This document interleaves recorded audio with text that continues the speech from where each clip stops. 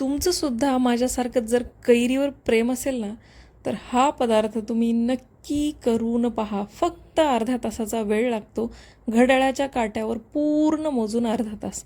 आणि रोजच्या जेवणात तुम्ही कमीत कमी एक पोळी तरी जास्त खाल याची गॅरंटी आहे. उन्हाळ्याच्या दिवसात आपल्याला जेवण करावंसं वाटत नाही. हा पदार्थ जर बनवला तर जेवणाच्या ताटाला चव येईल आणि रंगत येईल याची गॅरंटी आहे. 2 मस्त ताज्या ताज्या कैऱ्या घेतलेल्या आहेत. अर्धा किलोच्या जवळजवळ या कैऱ्या आहेत आणि 10 ते 12 मी इथं मिरच्या घेतलेल्या आहेत. मीडियम तिखट मिरच्या आहेत. जास्त तिखट मिरच्या घेऊ नका. कमी तिखट किंवा मीडियम तिखटच मिरच्या वापरायच्या आहेत. कैऱ्या आणि मिरच्या स्वच्छ धुवून कोरड्या करून घेतलेल्या आहेत. मिरच्याची देठं काढून घेतलेली आहेत आणि कैऱ्याचे सुद्धा देठ काढून घेतलेले आहेत. मिरच्याला या प्रकारे मोठ्या मोठ्या तुकड्यामध्ये आपल्याला फक्त बारीक करून घ्यायचं आहे. आता यासाठी मी चॉपर वापरलेलं आहे. तुमच्याकडे जर चॉपर नसेल तर मिक्सरचं भांडं वापरलं तरी काहीच हरकत नाही. आता मिक्सरच्या भांड्यामध्ये याला कसं फिरवायचं त्याची टेक्निक मी तुम्हाला सांगतेच. या प्रकारे तुम्ही बघू शकता असे एकदम मोठे मोठे तुकडे मिरच्याचे करून घ्यायचे आहेत आणि त्याचप्रमाणे कैरीचे सुद्धा तुकडे करून घ्यायचे आहेत. तुम्हाला हवं असेल तर तुम्ही कैरीच्या साली काढून घेऊ शकता. जर तुमचा आंबा गावरान किंवा जाड साल्टाचा असेल तर. माझ्या या केशर आंब्याच्या कैऱ्या आहेत त्यामुळे मी याच्या साली वगैरे काढलेल्या नाहीत. तुम्ही बघू शकता माझ्या कैऱ्यांना साकीसुद्धा आलेली आहे. साकी न आलेल्या कैऱ्या असतील तरी काहीच हरकत नाही. फक्त व्यवस्थित त्या स्वच्छ धुवून आणि कोरड्या करून घ्यायच्या आहेत.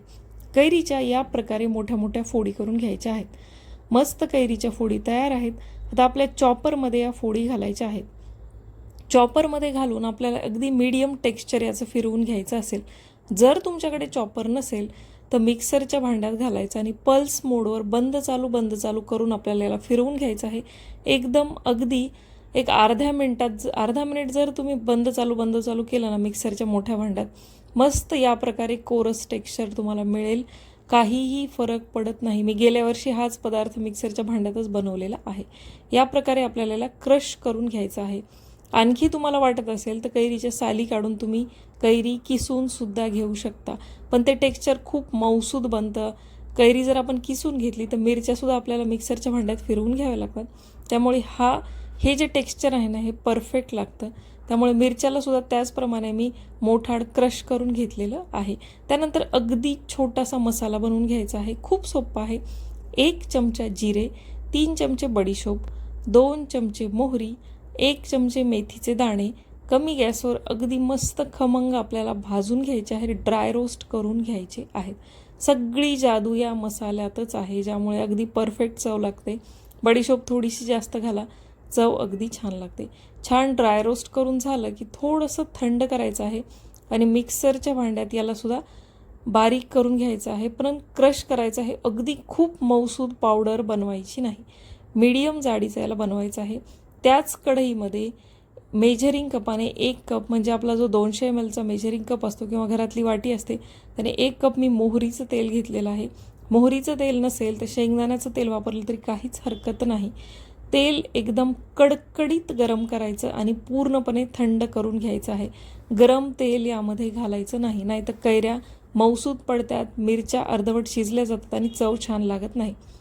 तयार आपल्याला कैरी आणि मिरच्यांमध्ये मी 1 चमचा हळद घातलेली आहे, 3 चमचे मीठ घातलेलं आहे, पोह्याचा नॉर्मल चमचा वापरलेला आहे.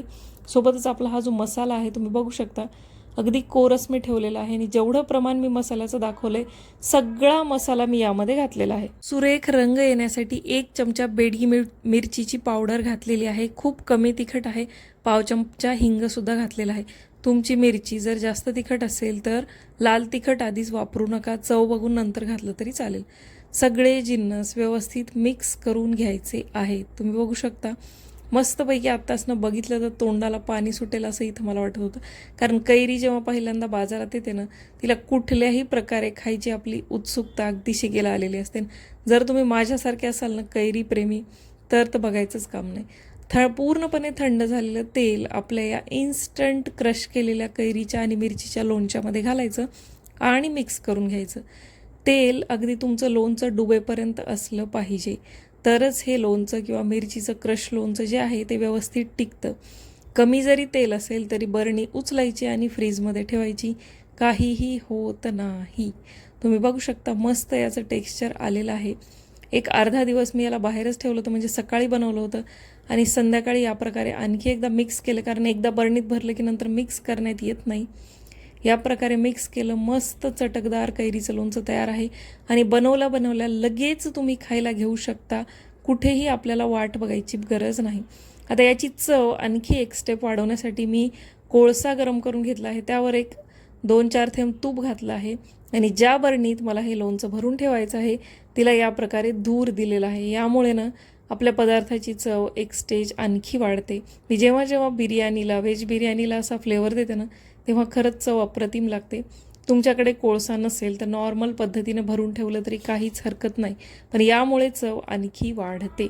दर्शीला यामध्ये खूप इंटरेस्ट येत होता की मम्मी नेमकं काय करायली आणि धुराची कोणती जादू करायली, ते बघण्यासाठी तो मध्ये मध्ये डोकं घालून पाहत होता. मस्तपैकी परफेक्ट असतं अर्ध्या तासात तयार होणारं माझं लोणचं बनवून तयार आहे. हवाबंद काचेच्या बरणीत भरून ठेवा.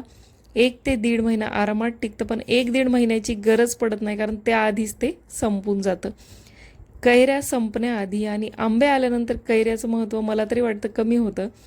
त्याआधी मस्तपैकी हे मिरचीचं आणि कैरीचं लोणचं ट्राय करून बघा, तुम्हाला नक्की आवडेल. व्हिडिओ जर आत्तापर्यंत बघत असाल तर एक कमेंट करा, व्हिडिओला लाईक करा, मित्रमैत्रिणींसोबत जास्तीत जास्त व्हिडिओ शेअर करा.